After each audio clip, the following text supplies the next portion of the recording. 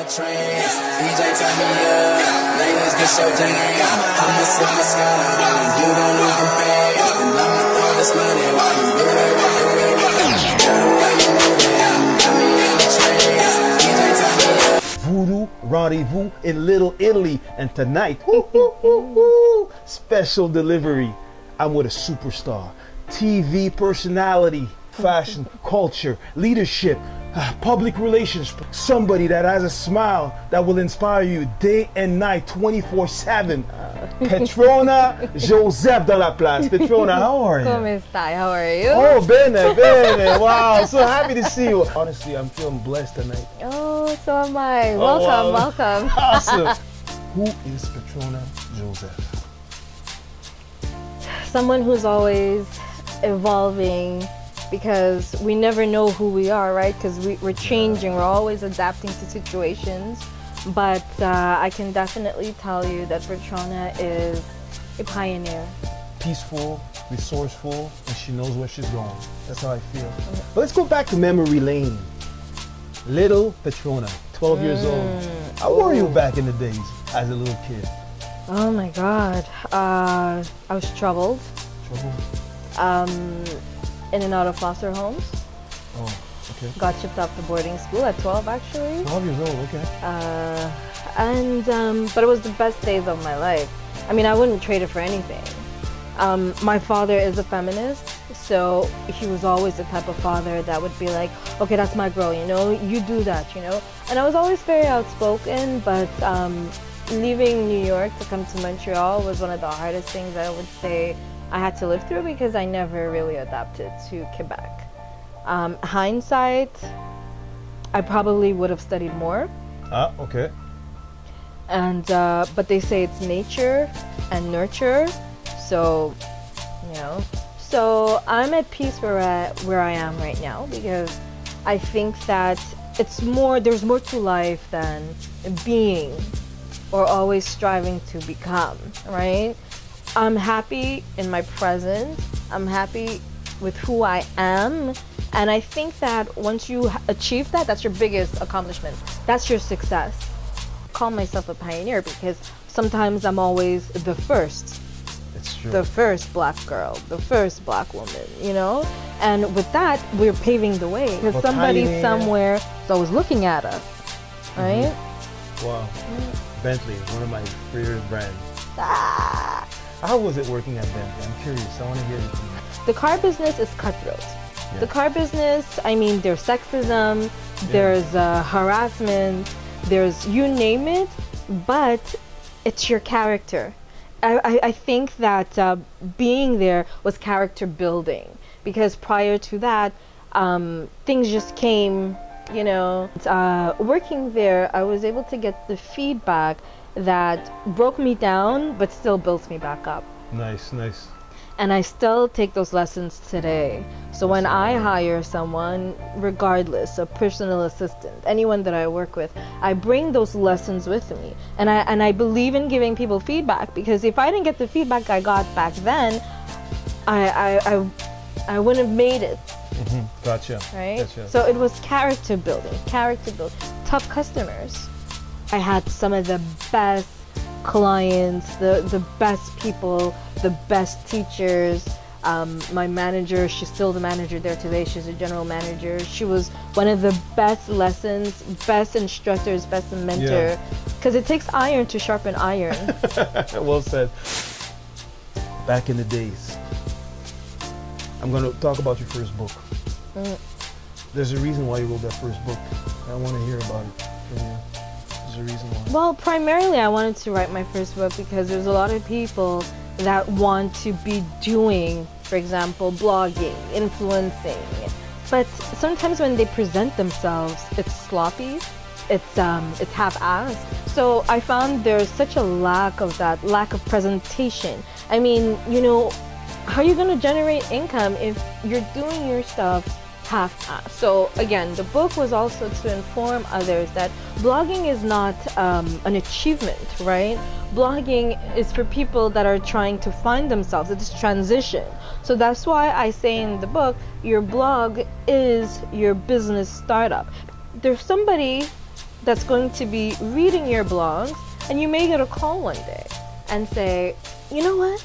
I want to hire you for this article. You know, here's the 2 G's. What's your fees? The 5 G's, you know what I mean? So blogging opens up the doors. But in opening up the doors, you have to have your media kit.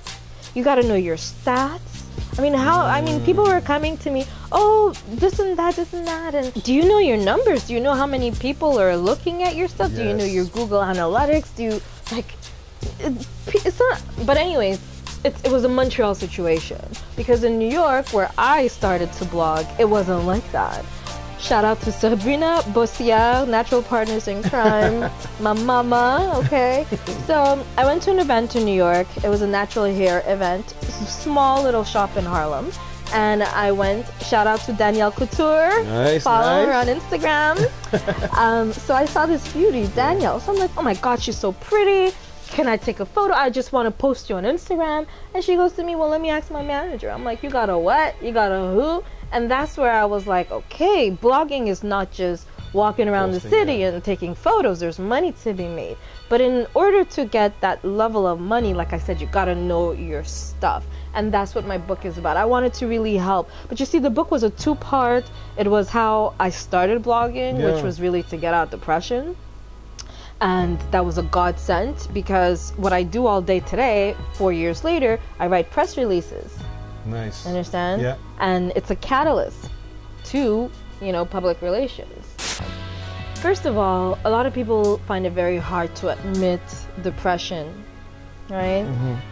They rather hide for a few months, and depression is hard to deal with. Second of all, with my depression, I wanted to kill myself. It's no joke. Like, I called suicide hotline, ended up at the hospital. Ça, c'est des choses que, you don't talk about every day, because when you're pushed by society to live in a box, this is how you're supposed to be. You're supposed to go to university, get a degree, no matter how you get it, even if you struggle to get it. Then you leave university with debt, then you're supposed to find a job. But what if you can't find a job where you fit in? Not everyone's made for the rat race. Not everybody's made for the cubicles and, It's true. Getting to work on time. Getting to work on time? It's not everybody. That's not fit. That doesn't fit. It's not for everyone. Yeah, you're right. Shit. What is the voodoo moment? That moment in time where you realize that the passion will become your reality, being a pioneer and changing people's lives. I would say when I gave in my resignation from the Carry Motors, I was at my computer writing. And I'm like, but why am I writing? And I almost forgot that I was a writer back in university. And I was just writing. And I would start writing and I'm like, okay, this is a book, that's a book. So then I started my blog. And I remember it was just a simple blog I wrote.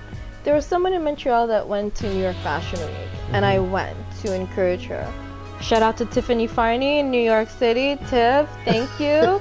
My friend Tiffany was in New York City in public relations as well. And so she waited for this particular person. We went out, to a club in New York, and we treated her like royalty. But when I came back to Montreal, I wrote about her leap of faith, because she did a GoFundMe and she participated in the New York Fashion Week show.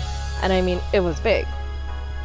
When I got back, I wrote an article. Like, for me, it was just an article. Then she calls me and she's crying. Okay? She's like, I can't believe what you wrote. Oh my God. And I'm like, she really crying? Then I started crying. And I was like, so there's power in words. There's power. Powerful.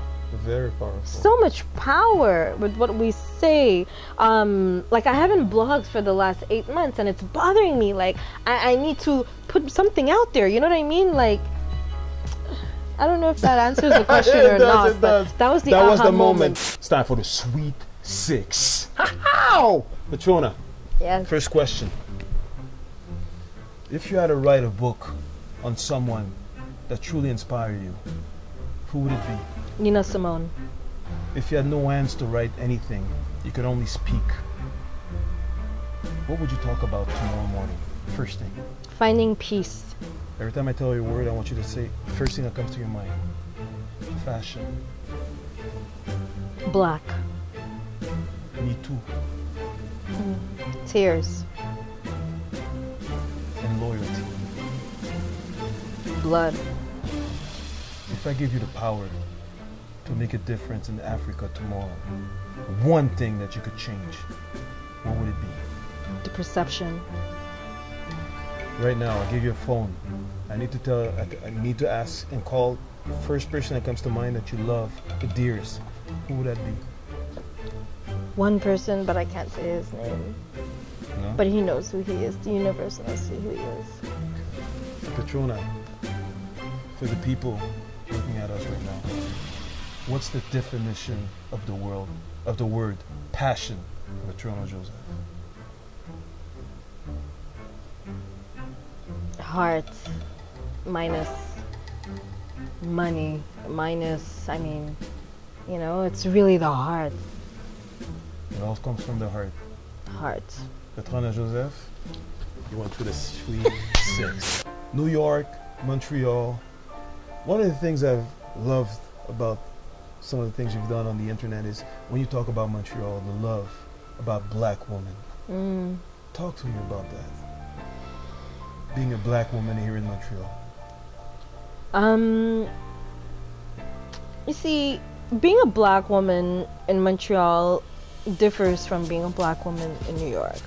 A black woman in New York, you see so many successful American women that, you know, making a 6-figure salary in New York is nothing.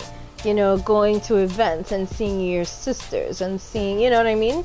But in Montreal, I find that the consciousness of black women, it's just the consciousness, right? There's still some evolving, because we don't have to always prove our blackness.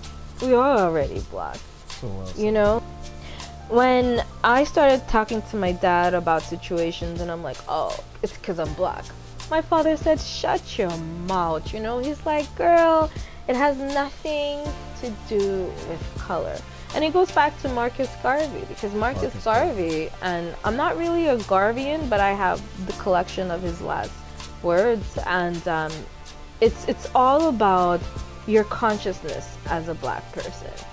I really want to thank you from the bottom of my heart. I had like a list of questions. I was going somewhere and you brought me to another place. And I feel that you're not only somebody that talks from the heart or talks from the head, you're genuine, you're real. And we miss that here in Montreal. We need a lot more black women like Petrona Joseph. I feel blessed. For me today, I want to leave you with a voodoo moment. And I hope you'll remember forever. Just something for you. This is for my man. Oh my god. This is for my man, Pat Design. Pat Design? Open it up. Oh my goodness!